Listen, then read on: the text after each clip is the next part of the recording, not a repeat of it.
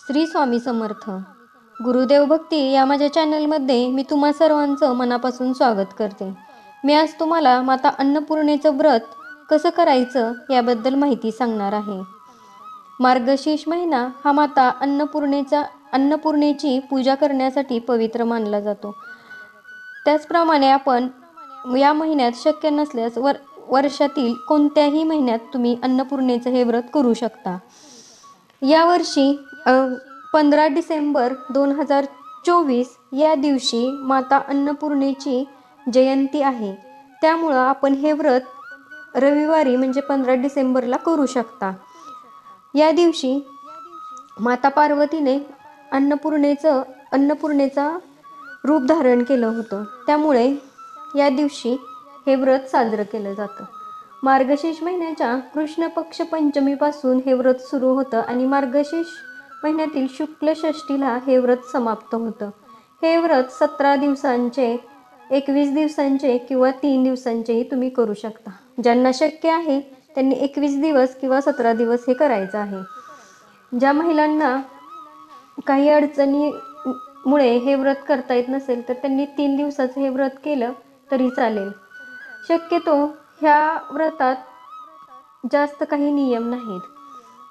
हे व्रत अगदी मनोभावे केल्यास माता अन्नपूर्णेची कृपा आपल्यावर नक्कीच प्राप्त होते. या व्रतात फळांचे सेवन केले तर अतिउत्तम. तुम्ही तांदळाचा आणि मिठाचाही त्याग करू शकता. ज्यांना शक्य आहे त्यांनी मीठ आणि तांदूळ खायचं नाहीये. ज्यांना शक्य नाही त्यांनी ह्या वस्तू खाल्ल्या तरी चालेल. आणि उपवासाचं म्हटलं तर या व्रतात तुम्ही 21 दिवस, 17 दिवस किंवा 3 दिवस जोपर्यंत तुमचं व्रत आहे तेव्हा उपवास करू शकता. आणि ज्यांना शक्य नाही त्यांनी एक वेळचं जेवण करून हे व्रत केलं तरी पण चालेल. ह्या व्रताला सुरुवात करणार आहे त्या दिवशी सकाळी लवकर उठून स्नान करायचं आहे. आपल्या घराची आणि अंगणाची स्वच्छता करायची आहे. किचन ओटा, देवघर, गोमूत्र आणि गंगाजल याने स्वच्छ करून घ्यायचं आहे. त्यानंतर स्त्रियांनी लाल रंगाचं वस्त्र परिधान करायचं आहे आणि पुरुषांनी पांढऱ्या कलरचं वस्त्र परिधान करायचं आहे. त्यानंतर आपण पूजा कशी मांडायची, या व्रताची पूजा कशी मांडायची हे मी तुम्हाला सांगणार आहे. तर सर्वात अगोदर आपण जिथं ही पूजा मांडणार आहे ती जागा गोमूत्र आणि गंगाजलानं साफ करून घ्यायची. ती जागा स्वच्छ करून झाल्यावर सर्वात अगोदर त्यावर लाल किंवा पिवळं वस्त्र अंथरायचं आहे आणि सुरुवातीला अगोदर गणपती बाप्पांची स्थापना करून घ्यायची आहे. त्यानंतर माता अन्नपूर्णेची स्थापना करायची आहे. तुमच्याकडे जर काश्याची वाटी असेल तर तुम्ही त्यात तांदूळ ठेवून त्यात तुम्ही माता अन्नपूर्णेची स्थापना करू शकता. जर तुमच्याकडे ही वाटी अवेलेबल नसेल तर दुसरी जी तुमच्याकडं कोणती पण वाटी असेल तर त्यात तुम्ही माता अन्नपूर्णेची स्थापना करायची आहे. त्यानंतर भगवान शिव आणि माता पार्वतीची पण पूजा करून घ्यायची आहे. हे गंध, अक्षदा, फुलं, धूप, अगरबत्ती या सगळ्याने ह्या सर्व देवांची पूजा झाल्यानंतर आपल्याला या पूजेत एक पिंपळाचं पान ठेवायचं आहे. त्या पानाची पण पूजा करून घ्यायची आहे. हे पान ठेवल्यानंतर एक दोरा घ्यायचा आहे किंवा धागा.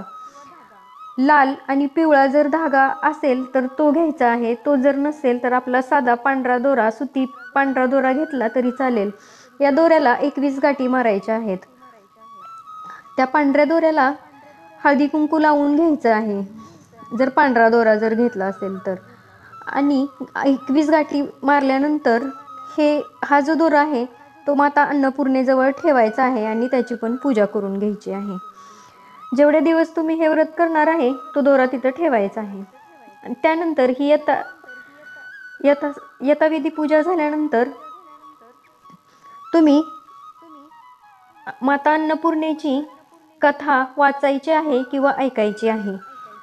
जर तुमच्याकडे पुस्तक नसेल तर तुम्ही ही कथा ऐकू पण शकता. ही कथा ऐकताना तुपाचा दिवा, कणकेचा दिवा तयार करायचा आहे आणि त्यात तूप घालून हा दिवा लावायचा आहे. माता अन्नपूर्णेला तुपाचाच दिवा लावायचा आहे. ही पूजा मनोभावे पूर्ण झाल्यानंतर माता अन्नपूर्णेला मनापासून प्रार्थना करायची आहे की आपले घर सदैव अन्नधान्याने भरले जावे. अन्नपूर्णा आपल्यावर आणि संपूर्ण कुटुंबावर आणि सर्व प्राणीमात्रांवर आपला आशीर्वाद ठेवो, हीच मातेला प्रार्थना करायची आहे.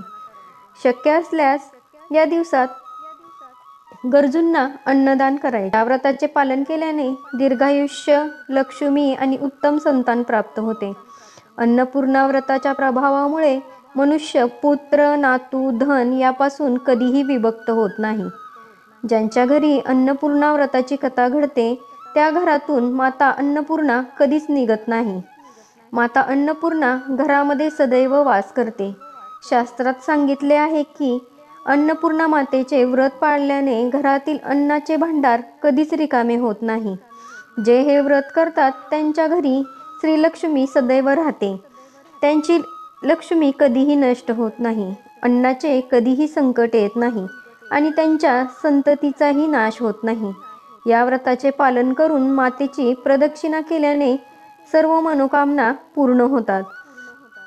तर हे माता अन्नपूर्णेची पूजा केल्यावर काय फळ मिळतं हे मी तुम्हाला सांगितलं आहे. आणि एक महत्त्वाचं, जो पूजेत दोरा ठेवला आहे तो आपलं व्रत पूर्ण झाल्यावर आपण स्वतःसाठी जर केली असेल पूजा काही संकल्प करून, तर तो आपल्या हातात बांधायचा आहे. जर तुम्ही दुसरं कोणासाठी पण संकल्प करून आजारी कोण असेल किंवा काही मनात इच्छा धरून जर कोणाबद्दल हे केले असेल व्रत, तर त्याच्या हातात हा धागा बांधायचा आहे. तर ही अन्नपूर्णेचं व्रत अन्नपूर्णा जयंतीला केलं तरी चालेल. जे हे व्रत करतात त्यांच्या घरी कधीच अन्नधान्याची कमतरता भासत नाही. अन्नपूर्णेचा वास आपल्या स्वयंपाकघरात असतो, म्हणून या दिवशी स्वयंपाकघर अगदी स्वच्छ ठेवायचं आहे. शक्यतो या दिवशी पिठाचा म्हणजेच कणकेचा दिवा लावायचा आहे. या दिवशी पिठाचा दिवा लावल्याने माता अन्नपूर्णा प्रसन्न होते आणि माणसाला सौभाग्य प्राप्त होते. किंवा याशिवाय जर तुम्हाला कोणत्याही वारंवार आर्थिक समस्या असतील किंवा दुसऱ्या कोणत्याही समस्या असतील, तर तुम्ही सतत जर पिठाचा दिवा लावू शकत असाल तर हे तुमच्या अडचणी दूर करण्यासाठी लाभदायक ठरू शकते. तुम्ही अन्नपूर्णेची कथा, तुमच्याकडे पुस्तक नसेल तर तुम्ही आपल्या चॅनेलवर जाऊन माता अन्नपूर्णेची कथा ऐकू शकता. माता अन्नपूर्णेची कथा संपल्यानंतर माता महालक्ष्मीची कथा ऐकणे बंधनकारक आहे. ही पण कथा तुम्हाला आपल्या चॅनलवर उपलब्ध आहे. यानंतर ही सर्व पूजा झाल्यानंतर गणपती बाप्पा, भगवान शंकर आणि माता अन्नपूर्णेची आणि आपली जी दुर्गट भारी आहे ती देवीची आरती, या सर्व आरत्या करायच्या आहेत. तरच तुमचं व्रत पूर्ण होणार आहे. आणि शक्यतो माता अन्नपूर्णेला खिरीचा नैवेद्य दाखवायचा आहे. हे सर्व झाल्यानंतर, देवीची आरती झाल्यानंतर तुम्ही उपवास सोडू शकता. तर याबद्दल अजून काही माहिती हवी असेल तर तुम्ही कमेंटमध्ये सांगा. श्री स्वामी समर्थ.